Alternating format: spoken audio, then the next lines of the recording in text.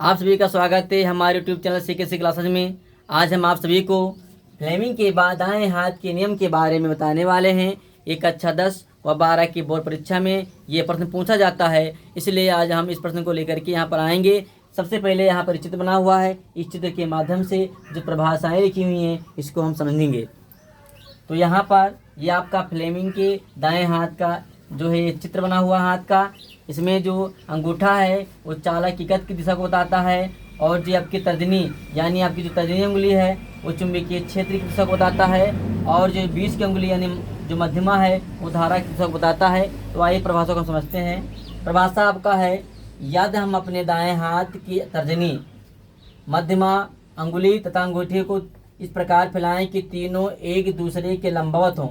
यानी जब हम अपने दाएं हाथ के अंगूठे को और चुंबकीय क्षेत्र यानी तर्जनी को और धारा की दिशा को बताते हैं तो तीनों क्या हों, लंबवत हो, यानी 90 अंश का कोण बनाए। यानी जब इसको अंगूठे को ऊपर करते हैं तो यहाँ और तर्जनी, ये जो बी है या तर्जनी, इसके बीच में 90 अंश का कोण बनता है। इसी प्रकार से यहाँ पर तर्जनी और धारा के बीच में यहाँ पर 90 अंश का कोण बनता है। तो तीनों को यानी अंगूठे को और तर्जनी को और धारा की दिशा यानी मध्यमा जो है, ये तीनों को इस प्रकार से फैलाना है कि तीनों क्या हों, एक दूसरे के लंबवत हों।